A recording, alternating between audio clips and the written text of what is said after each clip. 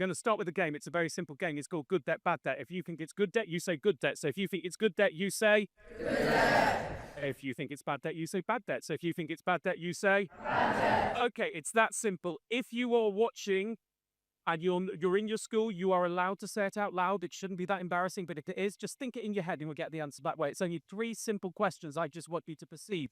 Question number 1. We've been saving to buy our own house. We've managed to put a decent deposit aside. We found a place that we really like, that we can afford. We're getting a mortgage. A mortgage is just a long-term debt on a home that you get that's secured on the property, so that because you're getting the property, you can get that debt. And actually, the amount we're going to pay each month for our mortgage is cheaper than the rent that we're currently paying. We've got a fixed rate mortgage, so the interest rate is fixed.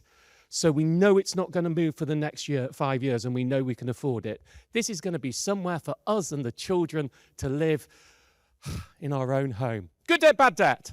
Good debt. Okay, good debt. There was a little bit of tentativeness, but good debt. So you see what we have just done? We have just said good and debt. Now, many of you will come from backgrounds where someone will say to you, neither a borrower nor a lender be, young man, young lady. That's an old school way of thinking. When we get to the world that we live in now, the honest question is there are certain times in your life you will need to borrow. The vast majority of people, if you are going to buy your own home, will need to get a mortgage to do so. For those of you for whom university is right, unless you have very wealthy parents, you are going to have to get what we call a student loan.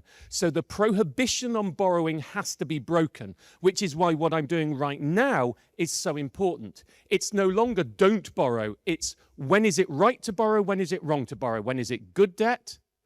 When is it bad debt? Question number 2. Just seen a holiday to Jamaica. Cost £10,000. I earn £10,000 a year. But the payday loan company says they'll lend me the money at only 100% interest an hour. Good debt, bad debt? Bad debt. Bad debt. So let's make it really plain here. Borrowing is not always the right thing to do. In fact, very often, it's the wrong thing to do. We need to check that it's budgeted for, that you can afford the repayments. And crucially, generally, the concept is it should be an investment. It should be getting you something for your future that you manifestly need, like a house. Another example, you might not think it, like a freezer. If you don't have a freezer, you can't store food. Your food goes off. It gets thrown away. You're wasting money. It can actually be economical to get a freezer over the longer run because you're able to store food. And therefore, if you have a broken freezer and it is in your household, it can be an investment in your future to borrow as long as you do it the cheapest way, in a budgeted way that you can afford to repay. You with me so far? Question number 3. I live in the city. I lost my job 6 months ago. It's been a real struggle for me and the family. But I've just been offered a new job in the countryside. The problem is I've always relied on public transport. We've got the bus, we've got the train, but in the countryside, the house I can find that I'll afford, my kids' school is 10 miles in that direction, and my work is 10 miles in that direction. One of my children has a bad knee, so we can't cycle, so I'm going to need to buy a car. But I've used up all my savings as I've been out of work supporting the family. I've found a car that will cost, it's usable, £3,000. But because I've been out of work, my credit score is poor. So I'm going to be charged 20% annual interest on the car, which is pretty expensive because I need a loan to do it. But if I don't get the car, I can't get the job. But it's a new job. And they've said to me, while they hope it will work out, I'm on a 3-month probationary period, which is something that often happens when you get a new job. A probationary period says, well, we're going to try you out for the first 3 months, and just in case it really isn't working, then we'll let you go. So if I get the car and the probationary period goes wrong and they let me go, I will go bankrupt and I will lose all my money. But if I don't get the car, I can't get the job. Good debt, bad debt? It's a lot quieter now, isn't it? Have a think. Go on, have a think about it. Have a think about it. If you're for the 300 schools out there, I want you to think about it too. I'll give you a second or two to have a think. Then we're going to do this one by hands up, and please, you put your hands up too. You ready?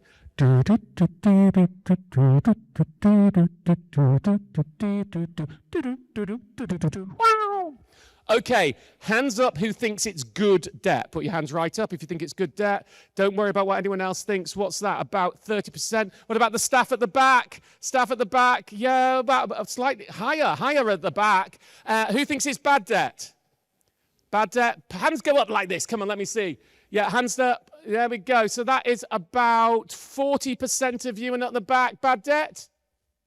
Oh, no one at the back. No one of the older people with the life experience at the back. And who didn't put their hands up? Hands up. Come on. Who didn't put your hands up? You're not sure? So a lot more of you didn't put your hands up. The people who got that wrong, I'll tell you in a minute. Would you like to know the official Martin Lewis money-saving expert answer to whether that is good or bad debt? It's grey debt, somewhere in between the two. I'm allowed to cheat. This is the honest truth of that question. This is the question that resembles the real life decisions you will be making once you have independent finances, once you are looking after yourselves, once you are debating on exactly what's going to happen. There is no easy right or wrong. If there's easy right or wrong, there isn't a decision to make. There is a tough decision. So all we can do is we can plan and we can hope. Right? So if you said it's good debt because I have faith in myself that I will get the car and I will work hard and that company will want to keep me, I will go through my probationary period and this is a way for me and the family to actually get work and to have money and to have income and to thrive and to go forward, then well done, you got the answer right. If you said it's bad debt because I have belief and faith in myself that I'll work hard, that if I stay where I am, I will find another job here and that other job will be able to provide for me better and I won't have to get into the really bad debt and situation and have the risk that I had. Well done, I got it right.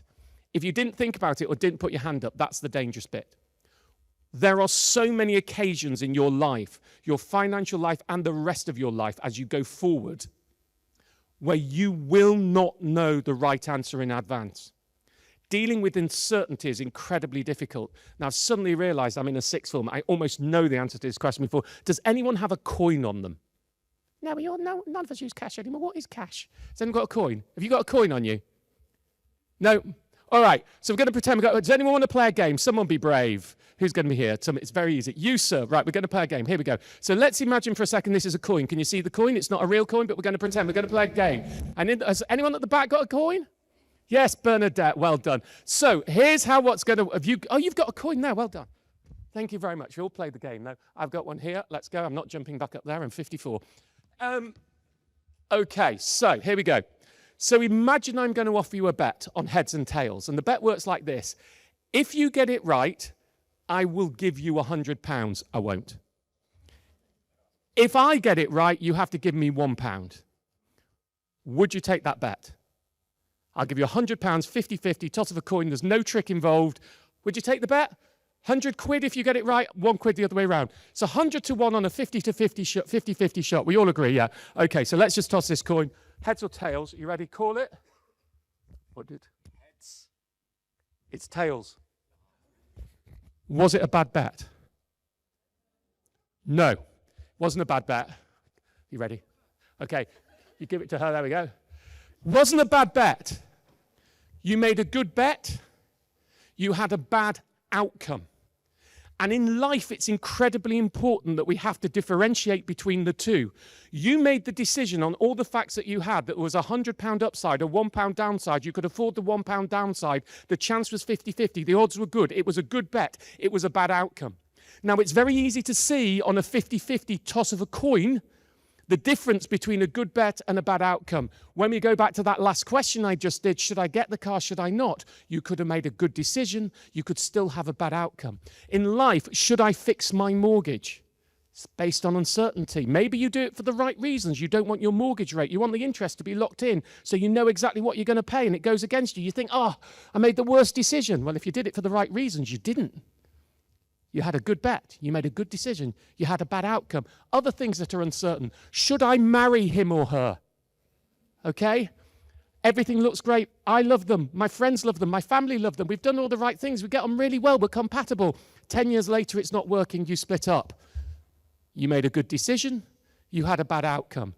Dealing with uncertainty is one of the greatest challenges we had. It's absolutely integral to all the financial decisions you make, but to many of the other decisions you will make in life too, which is why what we have to do is you do the numbers. You put it down in front of you, the pros and cons, the best and worst outcomes. You hope for the best, you plan for the worst, and you make your decisions that way. That seems a good way to get into your questions. Thank you very much.